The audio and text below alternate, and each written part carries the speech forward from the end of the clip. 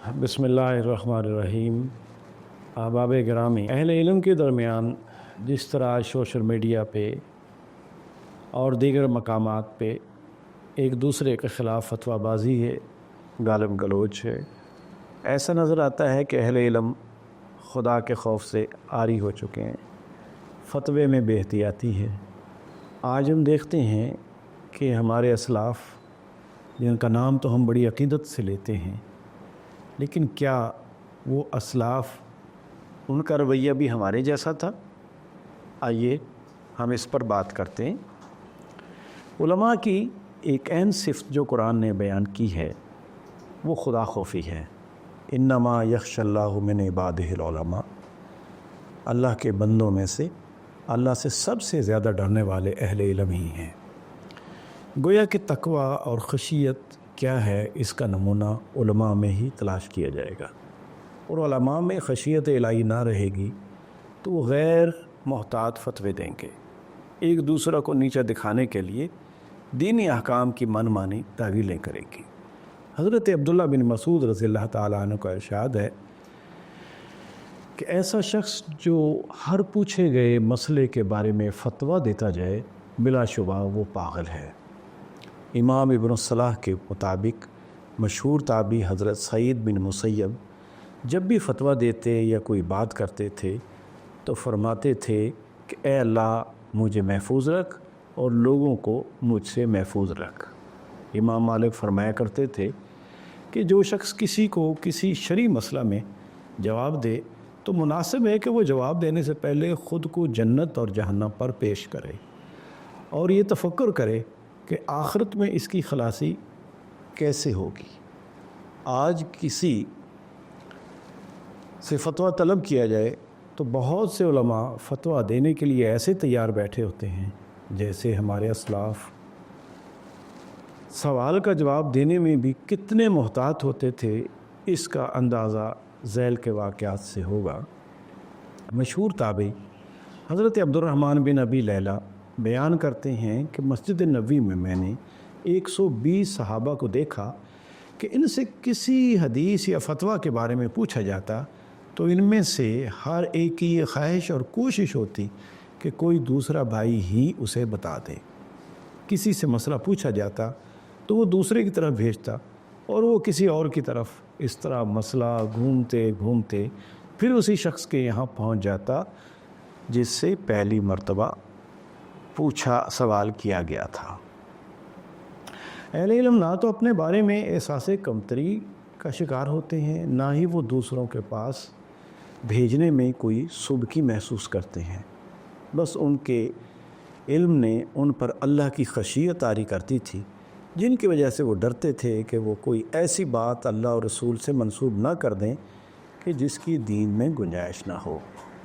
हमारे यहाँ तो ये हाल है कि एक मकतूब फ़िक्र के आलम के पास ख़ुद उनके बड़े आलम की एक इबारत इनके नाम का ज़िक्र किए बग़ैर फ़तवा के लिए भेज दी गई और उन्होंने इस इबारत को किसी मुखालिफ आलिम की इबारत समझकर इस पर गुमराही का फ़तवा जारी कर दिया।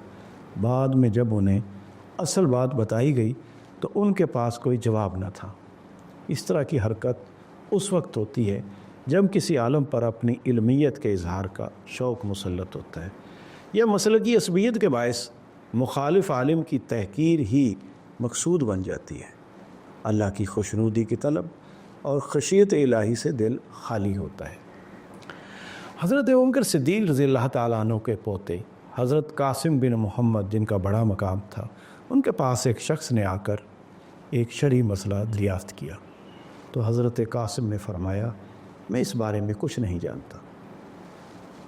सवाल करने वाले ने कहा कि मुझे तो सिर्फ़ आपकी तरफ फतवे के लिए भेजा गया है, मैं आपके अलावा किसी और को नहीं जानता, आप ही मेरी रहनुमाई फरमाएं। साइल ने हैरानी और बेबसी की हालत में कहा। हज़रत कासिम ने उसकी बात सुनकर फरमाया कि मेरी लंबी दाढ़ी और मेरे इर्द गिर्द बैठे लोगों की कसरत की तरफ मत देख, खुदा की कसम मैं इसका जवाब नहीं जानता। हज़रत कासिम के पहलू में बैठे हुए कुरैश के एक बुज़ुर्ग ने कहा कि भतीजे, इस मसले का हल लाजमी तौर पर आपने ही निकालना है। خدا کی قسم کسی مجلس میں آج تک میں نے آپ سے زیادہ عقل مند آدمی نہیں دیکھا۔ یہ سن کر حضرت قاسم نے فرمایا اللہ کی قسم میری زبان کا جل جانا مجھے زیادہ پسند ہے اس بات سے کہ میں کسی ایسے مسئلے کے بارے میں بات کروں جس کا مجھے علم ہی نہیں ہے۔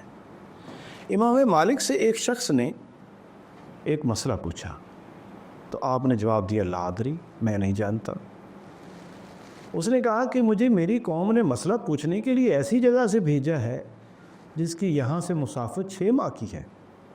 سائل نے حیرانی سے جب کہا تو کہا کہ جس نے بھیجا ہے انہیں جا کر کہہ دینا کہ مالک بن انس کہتا ہے کہ اس بارے میں اسے علم نہیں ہے۔ امام مالک نے اطمینان سے جواب دیا اگر آپ بھی اس مسئلے کا جواب نہیں جانتے تو پھر اس کو کون جانے گا؟ سائل نے پوچھا تو انہوں نے کہا کہ اسے وہ جانے گا جسے اللہ نے علم دیا ہے۔ فرشتوں نے یہی کہا تھا لا علم لنا الا ما علمتنا، ہم تو اتنا ہی جانتے ہیں جتنا اے رب تو نے ہمیں سکھایا ہے۔ خالد بن خراش کہتے ہیں کہ وہ عراق سے امام مالک کے پاس آئے اور ان سے 40 مسائل پوچھے تو امام مالک نے صرف 5 سوالوں کے جواب دیے۔ شیخ ابن عبد الحکم کہتے ہیں کہ امام مالک سے جب کوئی شرعی مسئلہ پوچھا جاتا تو وہ سائل سے کہتے کہ اب چلے جاؤ میں اس پر غور و فکر کروں گا۔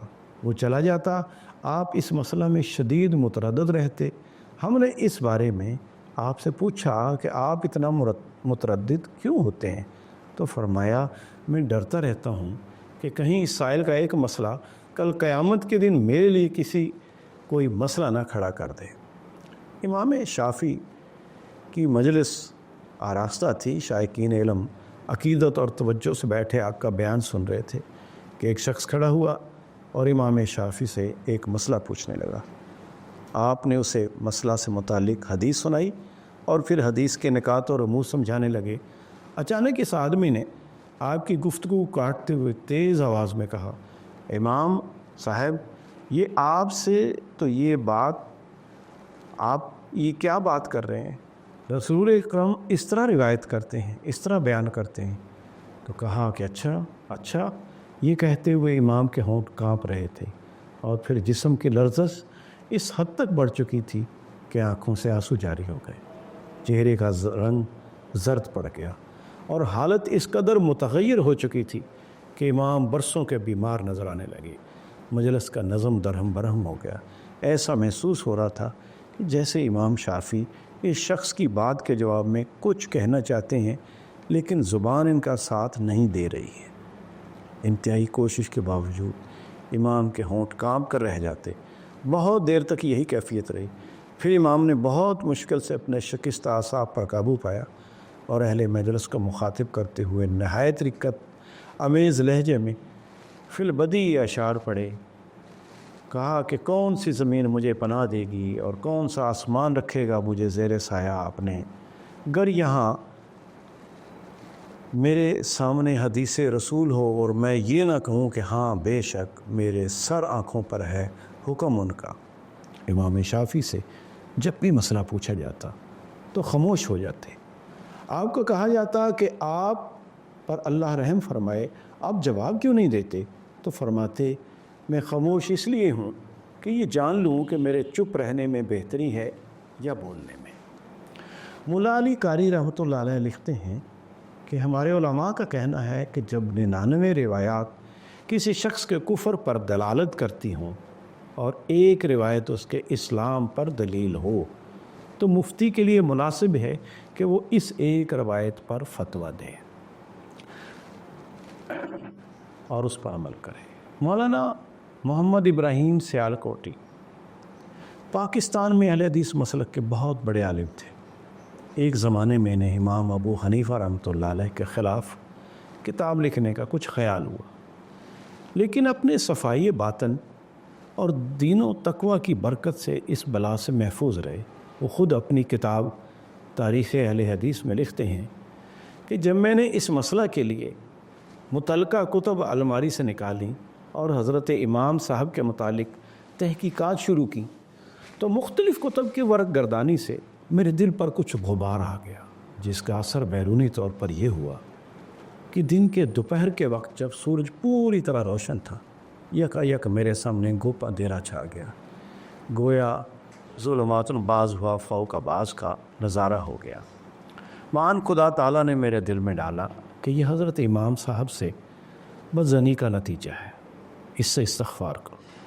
میں نے کلمات استغفار دہرانے شروع کیے، وہ اندھیرا فوراً کافور ہو گیا اور اس کی بجائے ایسا نور چمکا کہ اس نے دوپہر کی روشنی کو مات کر دیا۔ اس وقت سے میری امام ابو حنیفہ رحمۃ اللہ علیہ سے حسن عقیدت اور بڑھ گئی، اور میں ان شخصوں سے جن کو حضرت امام صاحب سے حسن عقیدت نہیں ہے کہا کرتا ہوں کہ میری اور تمہاری مثال اس آیت کی مثال ہے کہ حق تعالیٰ منکرین سے فرماتے ہیں افا تمارون علی ما یرا، کیا تم اس چیز پر اس سے جھگڑتے ہو جسے وہ آنکھوں سے دیکھتا ہے۔ سورہ نجم کی آیت 12 ہے۔ میں نے جو کچھ عالم بیداری اور ہوشیاری میں دیکھ لیا، اس میں مجھ سے جھگڑا کرنا بے سود ہے۔